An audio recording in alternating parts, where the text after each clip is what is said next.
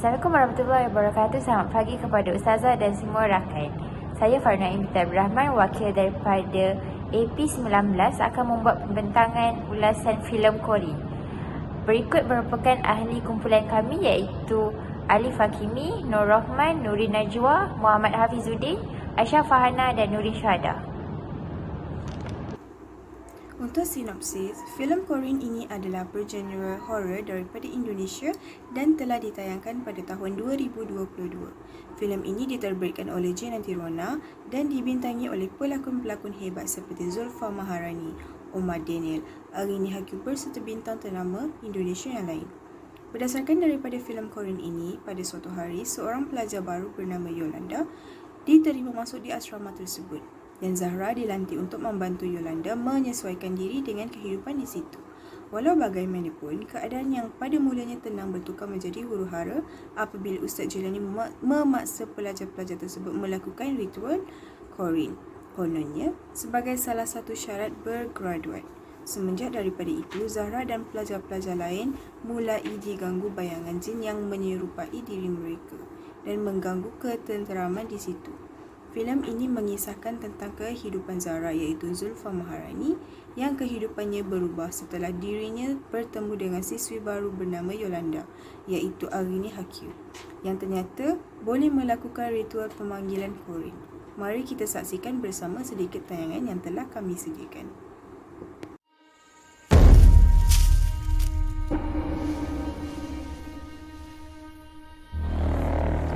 Assalamualaikum Umi Hana. Waalaikumsalam. Assalamualaikum. Zahra, perkenalkan ini Yolanda, santriwati baru yang nantinya akan mondok dan belajar di sini.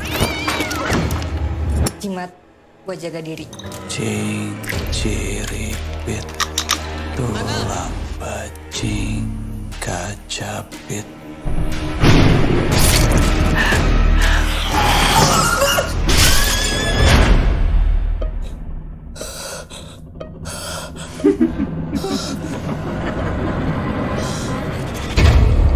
Mempelajari ilmu spiritual tingkat tinggi adalah cara kita melepaskan nalar duniawi untuk menjadi pribadi yang lebih baik. Kita akan memanggil dan bertemu dengan korin kalian. Ini ada kiriman air doa dari Abah. Aum dina mau teka jati atma mawa dina buanan hiji pikeun raga tunggal.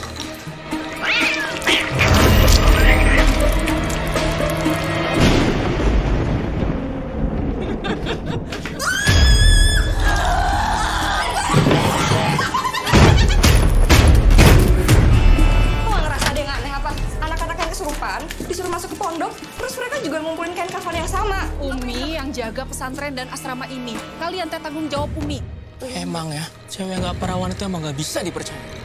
Mau dina mau teka jati atma mawa dina buana naiji pikeun raga tunggal.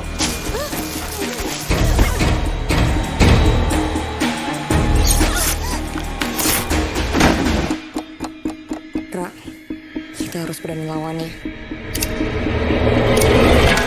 Assalamualaikum penghuni neraka.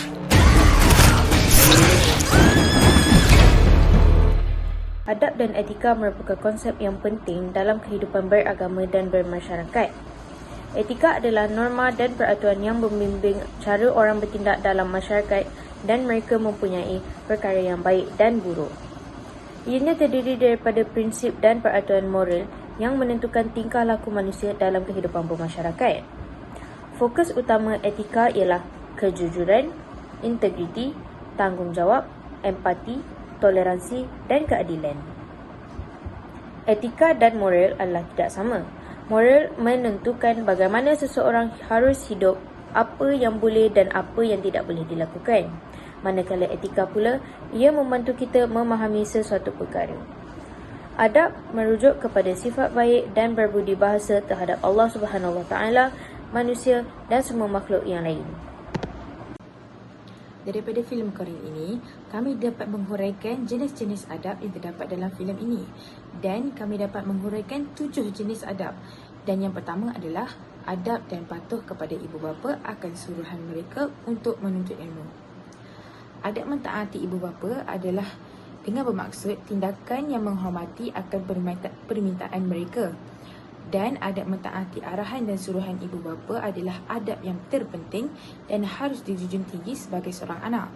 Apatah lagi apabila suruhan ibu bapa ialah untuk menuntut ilmu. Dengan mematuhi arahan ibu bapa untuk menuntut ilmu, terdapat banyak manfaat yang dapat diaplikasikan kepada seseorang itu. Seperti ilmu pengetahuan seseorang itu menjadi lebih matang dan rasional. Dan malah lebih matang dalam membuat sesuatu keputusan. Malah ianya juga dapat membantu untuk membezakan mana yang halal dan haram dan juga membantu untuk membangunkan dasar moral terhadap individu yang menuntut ilmu. Jika adab terhadap ibu bapa tidak dapat dilaksanakan, terdapat kesan jika kita sebagai anak tidak mematuhi arahan mereka. Dan terdapat 4 kesan, iaitu yang pertama adalah hubungan dengan keluarga renggang ataupun retak. Yang kedua ialah tidak dihormati ataupun dipandang remeh oleh masyarakat sekeliling. Yang ketiga ialah hidup tidak diberkati atau tidak diberikan keberkatan dan tidak diredai Allah Subhanahu Wa Taala. Dan yang keempat ialah dikenakan azab neraka di akhirat. Atur dan patuh kepada guru. Guru merupakan orang yang mendidik dan mengajari berbagai ilmu pengetahuan sehingga kita menjadi orang yang berpengetahuan dan dewasa. Tidak melihat tingginya pangkat seseorang, kita tetap berhutang budi kepada guru yang telah mendidik.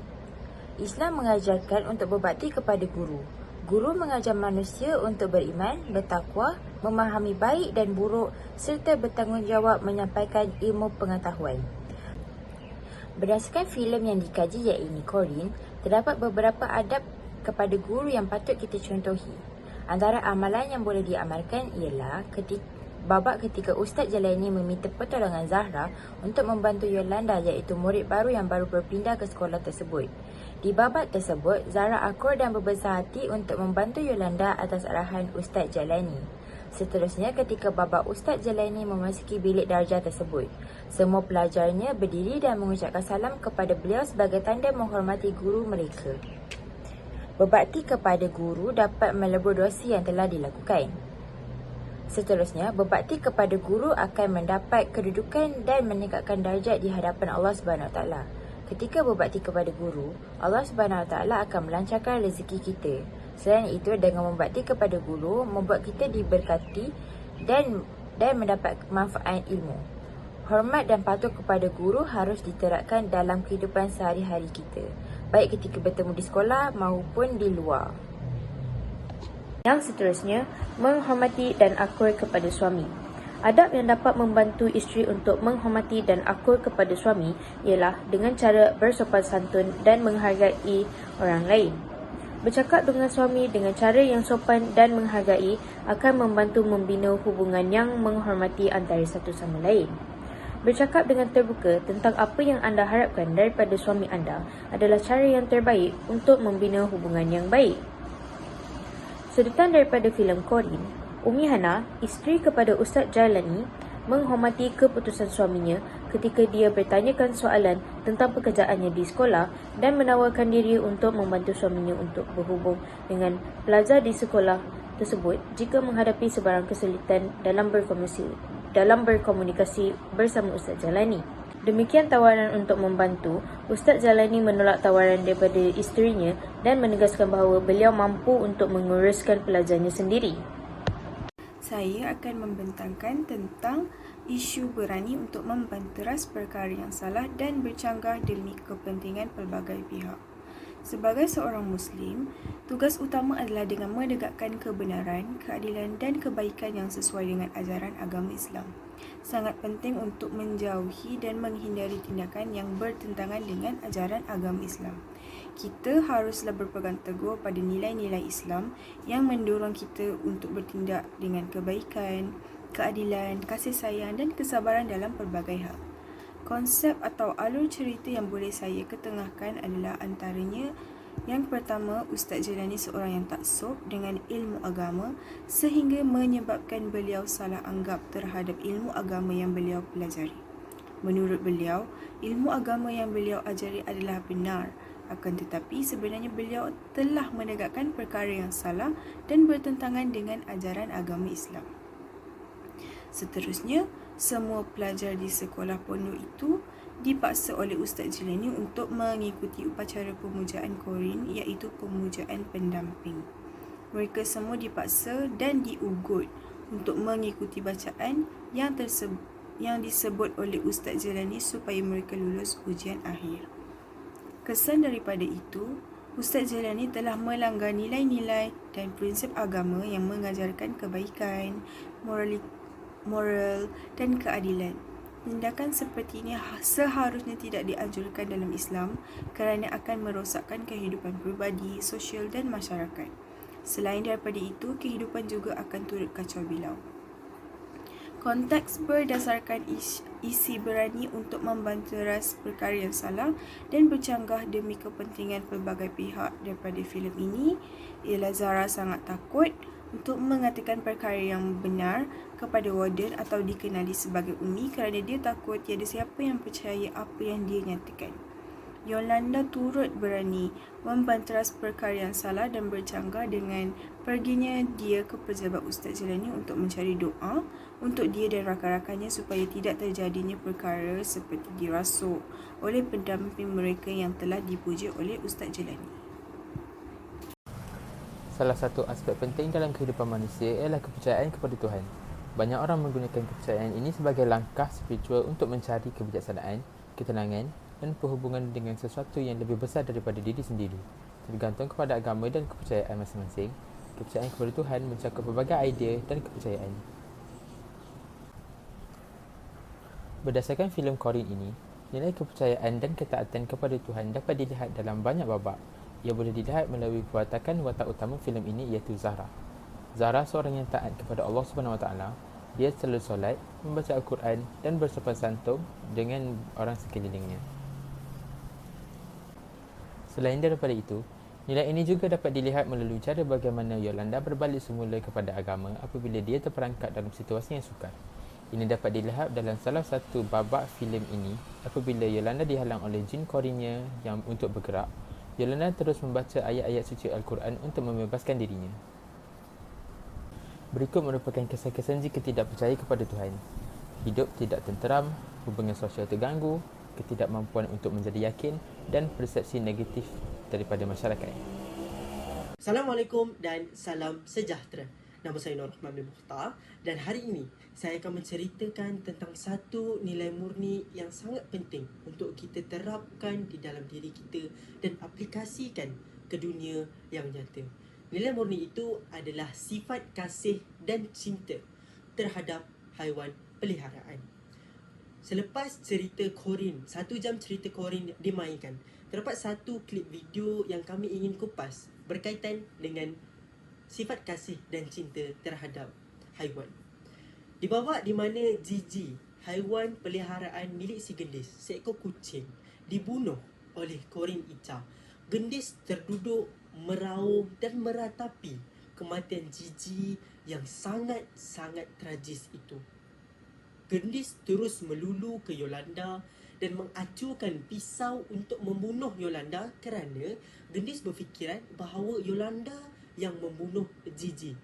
Hal ini dikuatkan lagi dengan bukti bahawa pisau yang dipegang oleh Gendis itu adalah milik Yolanda dan pisau itu juga berlumuran dengan darah di tepi Gigi semasa kejadian Gigi mati itu ada.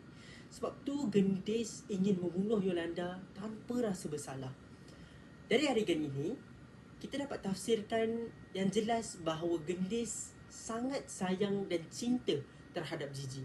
Meraung, memeluk Gigi walaupun Gigi berlumuran dengan darah. Cuba untuk mengatakan kepada diri Gendis bahawa ianya hanya mainan mimpi dan benda itu tak betul. Dari hal ini, satu perkara yang sangat besar dapat kita pelajari oleh seseorang individu adalah haiwan layak juga dibelai, dikasihi dan juga disayangi. Kita harus sayang haiwan seperti mana kita sayang manusia, rakan-rakan kita. Sebab itu, Gendis meraung, menangis, memeluk Gigi kerana Gendis tahu bahawa Gigi dah tak ada. Itulah perkara yang sepatutnya kita terapkan untuk terus rasa sayang, rasa kasih terhadap binatang di dunia yang nyata.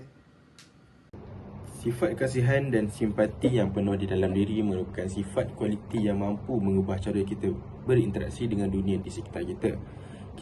Ketika kita memiliki sifat ini, kita dapat merasakan empati dan peduli terhadap penderitaan dan kesulitan orang lain. Ini adalah sifat-sifat yang menghubungkan kita secara mendalam dengan sesama manusia dan mencerminkan kebaikan hati yang mendalam. Berdasarkan filem Korean 2022, simpati watak guru terhadap pelajarnya yang mengalami masalah keluarga.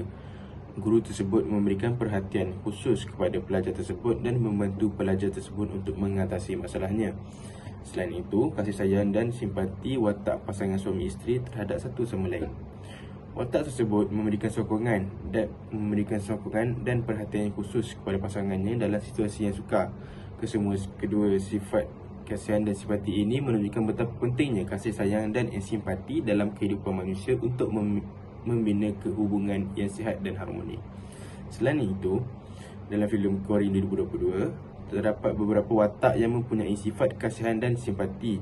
Satu contohnya adalah watak Ame yang mempunyai simpati dengan Yolanda yang diganggu oleh makhluk halus di dalam bilik air. Ame membantu Yolanda untuk mengatasi ketakutan dan memberinya semangat. Tindakan ini menunjukkan belas kasihan dan simpati yang besar terhadap orang lain dalam situasi yang sukar. Selain itu, terdapat juga watak-watak lain seperti Aminah yang berusaha membantu orang lain dalam situasi yang sukar. Melalui watak-watak ini, filem Korea 2022 mengajarkan pentingnya sifat kasihan dan simpati dalam kehidupan manusia. Secara kesimpulannya, daripada cerita yang telah dipilih iaitu Korean telah mengeluarkan adab-adab yang secara tidak langsung maupun secara langsung yang perlu kita mempraktikkan dalam kelakuan sehari-harian. Daripada 7 jenis adab yang telah dihuraikan, marilah kita mempraktikkan dan juga mengamalkan amalan dan adab yang baik dan juga mengambil pengajaran daripada amalan yang tidak baik sebagai tauladan yang mengajar diri kita untuk terus rendah diri dan juga sebagai pembentuk karakter individu yang baik. Akhir sekali, dengan memanfaatkan adab yang baik juga dapat mengeratkan hubungan antara sesama manusia dan dapat memberikan manfaat bukan sahaja untuk diri sendiri, malah memberikan manfaat kepada orang sekitarnya. Itu sahaja daripada perkumpulan kami. Sekian, terima kasih.